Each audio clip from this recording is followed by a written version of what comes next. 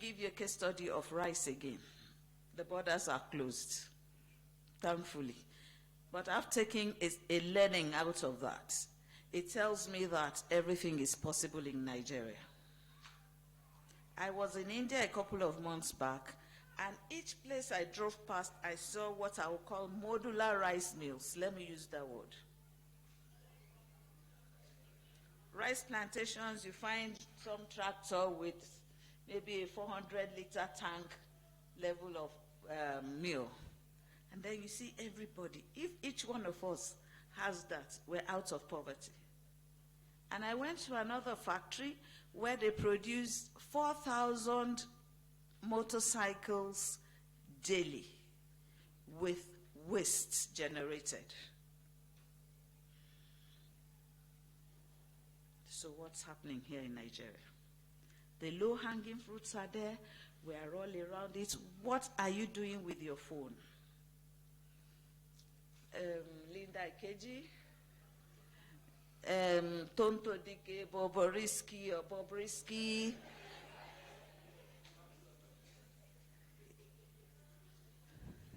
Where you can make a lot of money out of that. I tell you humbly, I'm taking a course in digital marketing. There's a Google course going on. I'm sure you all know it. How many of you are doing that? You can begin to sell anything online without even leaving your hall. And then you make additional income.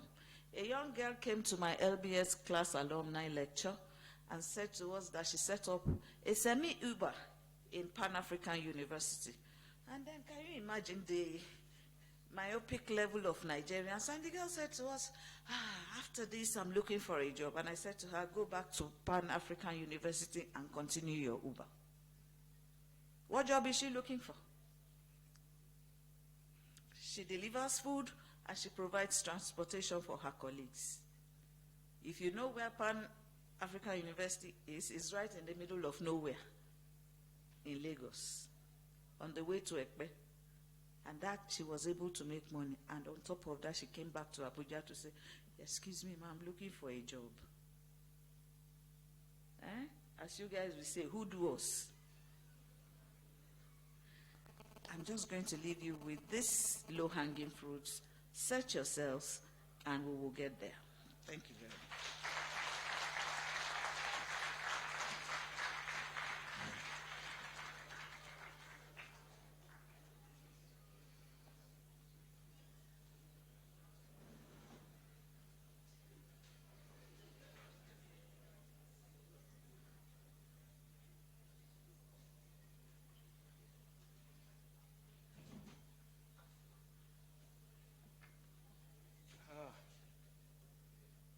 Yeah, good afternoon.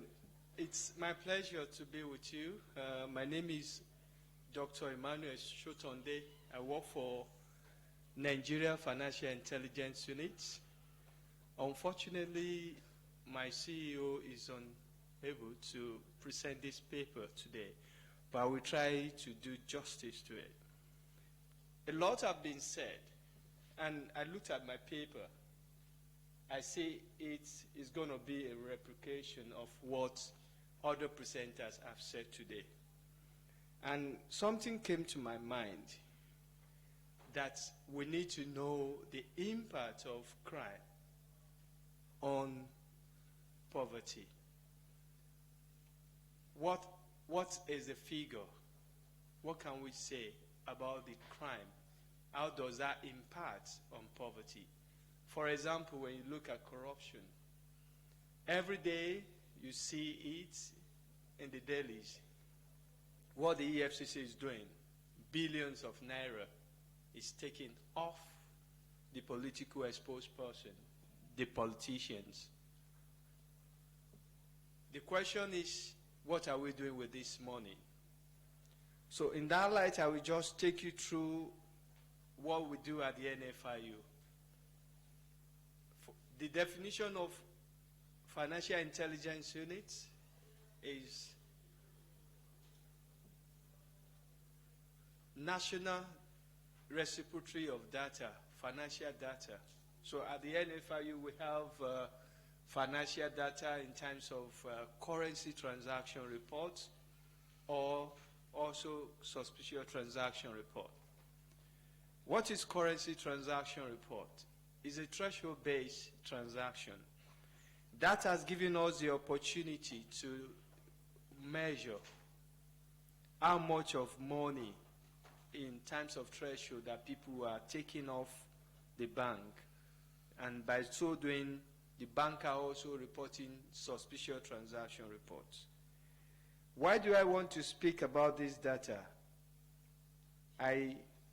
It is paramount for this study in order for us to see how big it is in terms of incidents of suspicions of money that's been laundered annually, which is also the consequences of poverty in our countries today. Budgets, Professor Ayanwa spoke about budgets. Nigerian budget is no longer, a functional budget, because even if the budget is being allocated, there is somebody there who is going to take the money off the generality of the people. So in that light, and that is why I also support what Dr. Madam just said now, and the other doctor who left talked about we have to be employers of labor. It will shock you to say that in 2014, the total amount of incidents of suspicious transactions that were reported to NFIU is 98 billion naira. That is in 2014. When we get to 2018, the incidence of suspicious transaction comes to 889 billion naira. This could do a lot in terms of money that can be put in there to support entrepreneurs.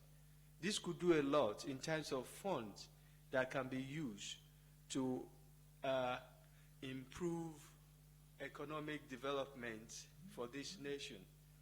And when you look at it in terms of what does this translate in the GDP, when you convert this amount to dollars, it comes to 4.9 million USD. 4.9 billion USD, I beg your pardon. 4.9 billion USD is, when you put this together, it is the GDP of 3 African countries that I put into my report here. For example, Cabo Verde in that same year, their GDP is 1.8. Guinea-Bissau, their GDP is 1.4 billion. And the Gambia, their GDP in 2017 is 1.5 billion. But the incidence of reported, the monetary value of the suspicious transaction that Nigeria has recorded between 2014 to 2018 is 4.9 billion USD. This is massive. And we need to start looking at what can we deduce of it and how can we reduce incidents of laundering of proceeds of crime in order to help entrepreneurship and also in order to help the implication, in order to see what are the implications, positive implications of this for economic development. For the CTR, which is currency transaction report, it's actually very, very unbelievable. For instance, from 2014 to 2018, the currency transaction report that is in circulation is 3.6 trillion US dollar. If you put it into naira, it is 1.3 trillion one point, it's so much in the figure, 1387 433 048 128 and 360. But when you convert it to dollar, it comes to 3.6 trillion US dollar. That is the amount of currency transaction that is in the circulation, which indicates that Nigeria is buoyant. We are a rich country. If we are a rich country, what is the tax implication for this?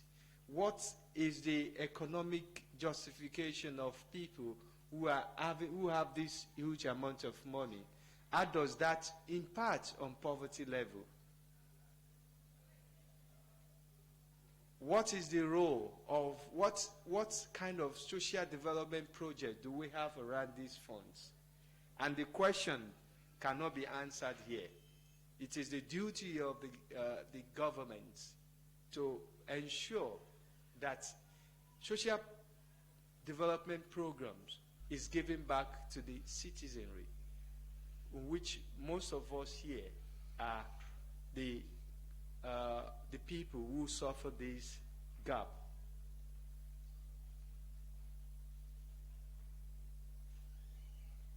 So what we do at the NFRU is that we ensure that when we see incidents of suspicious transaction, we send it to competent authorities who are like EFCC, Nigerian police, the custom, and the rest of them, even including FRS, to look at the tax implication, for example, the FRS. EFCC will look at the corruption or economic crime implication of this amount, of the value of incidents of suspicious transaction. And that is what is leading to a lot of recovery in terms of proceeds of crime. As we all know, the value of recovery by the EFCC alone is into billions of naira.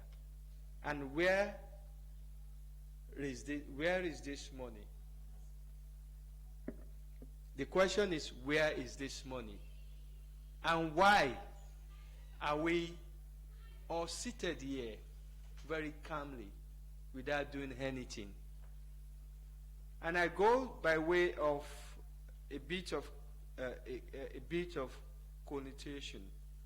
We say the irony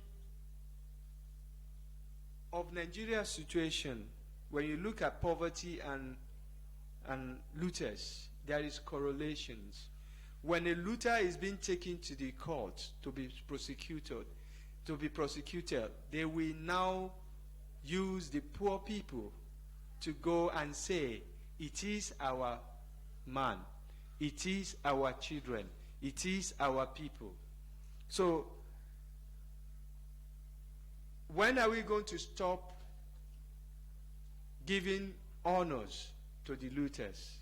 When are we going to stop promoting the looters and leaving the majority of the populace in the poverty?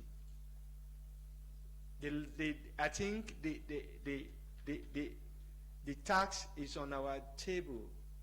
We have to put all hands on deck. Politicians just conclude election in 2 states in 2 weeks ago.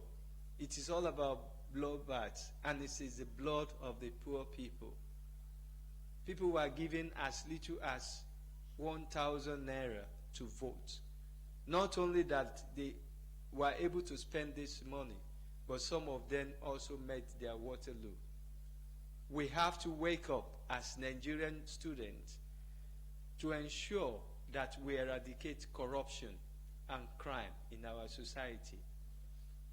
The criminals live between us. We all live together, and the only way forward is community policing. Whistleblowers, if you see anything suspicious, ensure that you escalate it to the law enforcement for them to be able to get the crime resolved.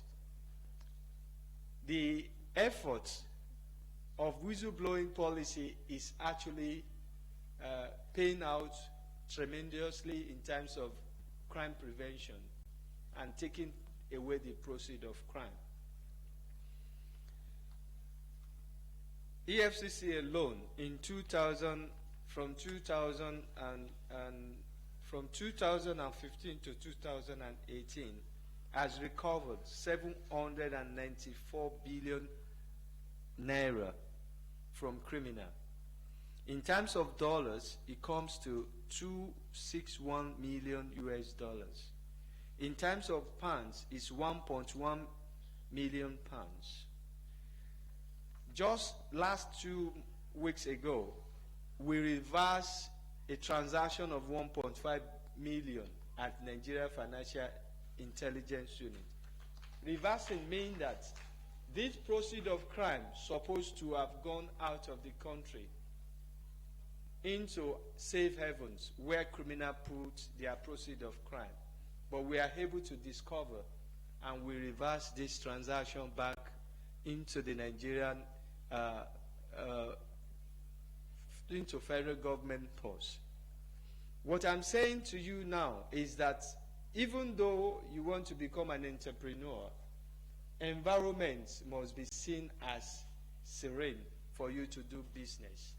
And entrepreneurs who do not have power or who has planted a lot of crops in the farm and he cannot take it to market in order to sell the products, we struggle to make ends meet. In that note, I call upon all of us here to please strive to flag any incidents of suspicions of offenders that are looting the future of this generation. Thank you very much, and I wish you best of luck in all your endeavor in Jesus' name. Thank you.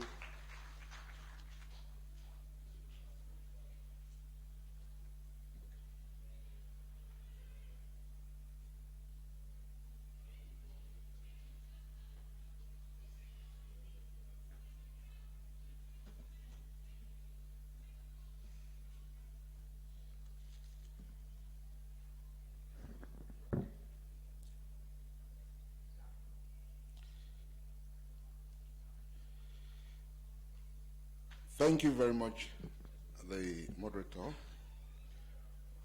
Professor Mike Kwanashi, erudite economist, and then of course, Madam DG. It's nice to have all of us here, and the man from the National Finance and Intelligence Unit, and indeed all of you participants. I am coming from Abuja Enterprise Agency, representing Dr. Arabi Muhammad Tukur, who incidentally would have been personally here to deliver this paper, but just at about the time he was to leave for this place, he was called upon by the Honorable Minister of the FCT to join him for a very important national assignment. He extends his most candid apologies. Indeed, as I sat here, I listened with great interest to all the papers that has been delivered. And it would appear to me that we have all been running round in circles.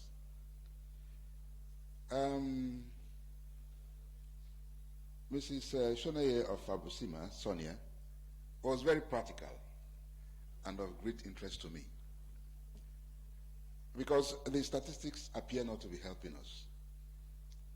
Nigeria, as a matter of fact, should not have any business to do with poverty. Sometime in the 70s, we had a head of state who told us that Nigeria had so much money that we didn't know what to do with the money we had. And today, we're told that Nigeria is the poverty capital of the world.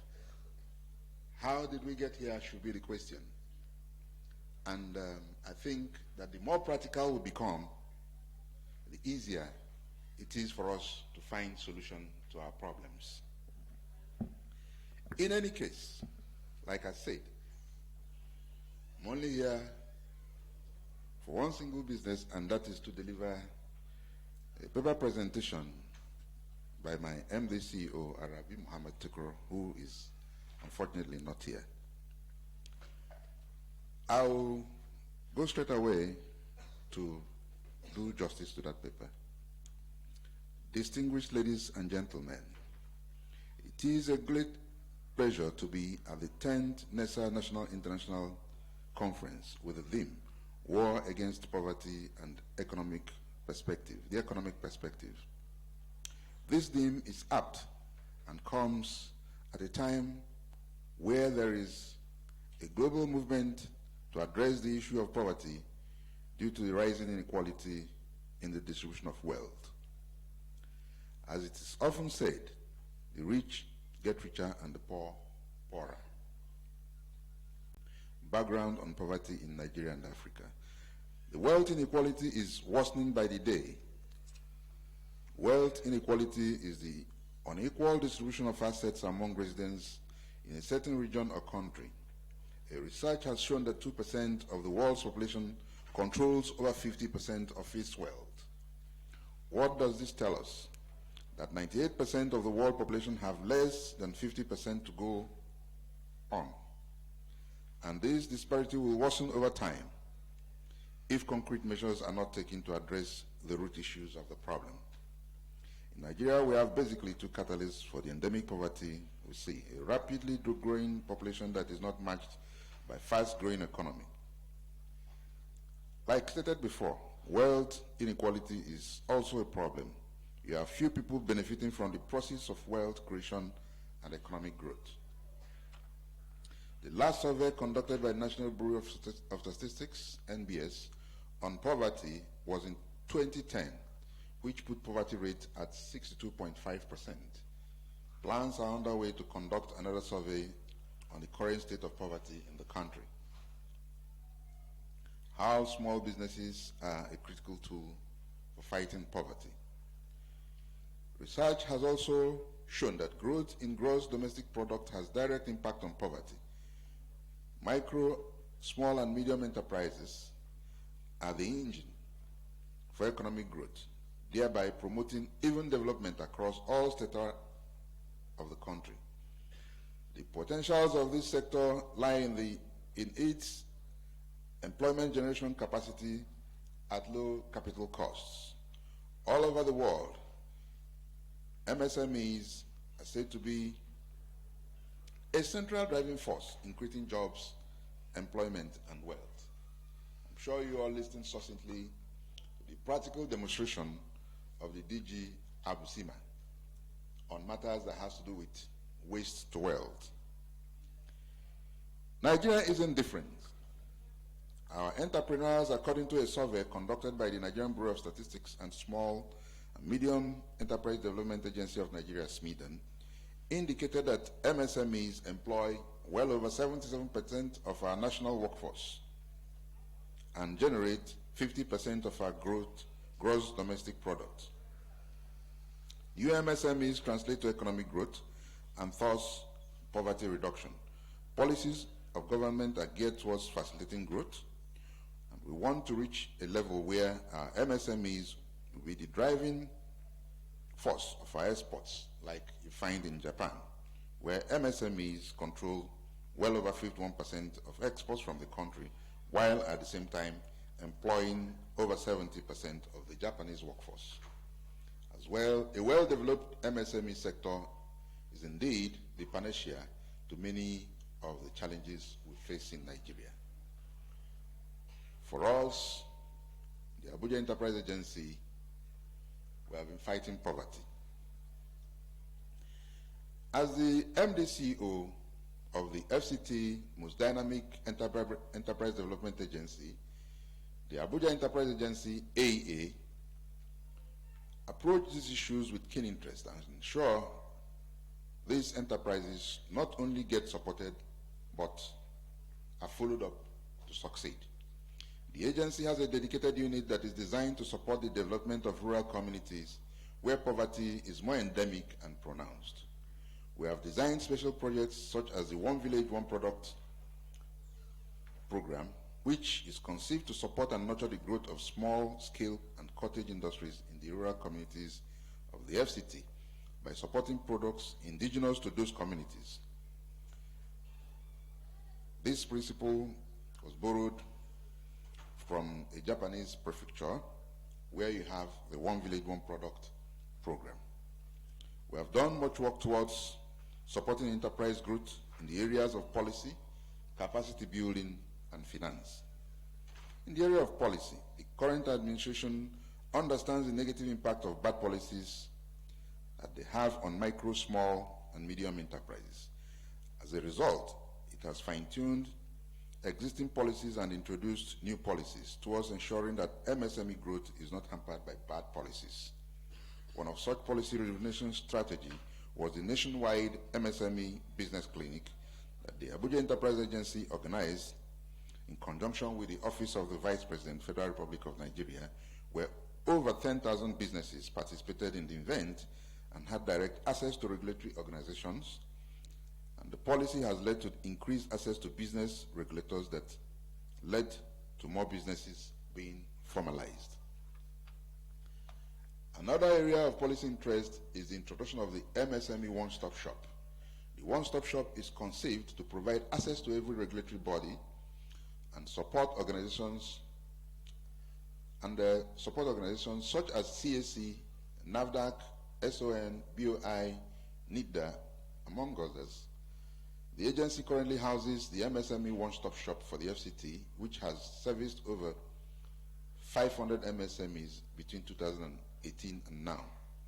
Furthermore, the FCT administration has inaugurated the FCT MSME State Council with the AEA as its secretariat. The council is responsible for the formulation and implementation of policies that will support MSME growth. In the area of capacity building programs, the agency also focused on building the capacity of entrepreneurs in both entrepreneurial and skills acquisition. In this regard, the Federal Capital Territory Administration has consistently financed free training for residents of the FCT.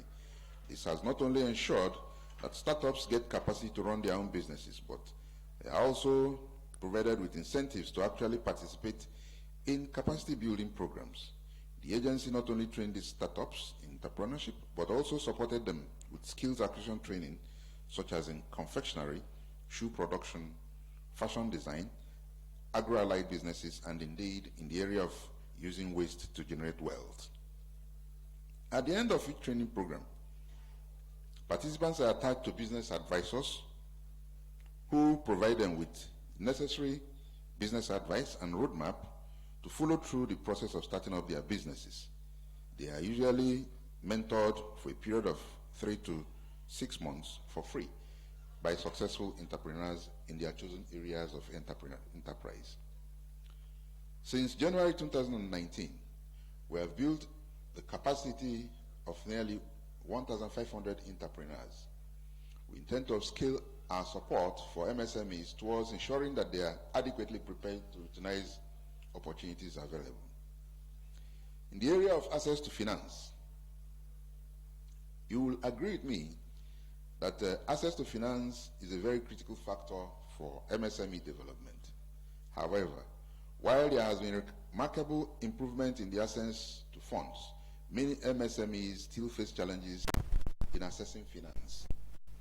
Current government policies are designed to encourage banks to lend to MSMEs at affordable rate and reduce tenors, thereby making more funds available for lending. We have focused our resources towards facilitating finance for MSMEs, and indeed in 2019 we have directly financed over 450 businesses with over 100 million. Our approach involves categorization of our clients based on businesses that can be financed using grants in form of starter packs and businesses that can be financed through the use of our routine credit facilities and other existing financial products. Since introducing our grant scheme of financing businesses, we have had an increase in the number of startups which have been financed. We maintain continuous contacts, monitoring and evaluation, post-disbursement advisory services, and all that with businesses who have received the grants that we offer. The use of grants is effective when you want to eliminate restrictions that make access to finance difficult for entrepreneurs. Such hindrances include demand for securities such as collateral, use of loan guarantors, formal identifications, and so on. Most often, the demands are stringent. Our future outlook. Despite these modest achievements, a lot of work remains to be done in supporting MSMEs. Many policies formulated by government are beginning to make the required impact, which has led to the improvement of our ranking on the Ease of Doing Business Index, where Nigeria ranks number 131st from 146th as at 2018, meaning that Nigeria has moved up 39 places since 2016. Our goal is to be among the top 70 position by 2023. The agency plans to capitalize on the many interventions by all stakeholders that are targeted at developing MSME subsector. We believe that with this continued approach, there will be further reduction in poverty because MSMEs ensure that wealth is fairly distributed among all strata of society. We all have a part to play.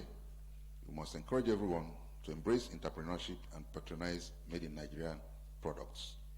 Thank you for listening, and God bless all of you. God bless our dear country, Nigeria. Thank you.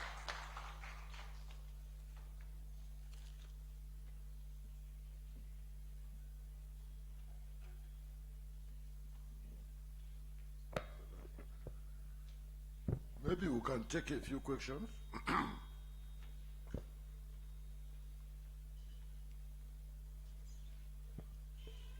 At least there are three presenters here that are still available to better ask Madam how you are going to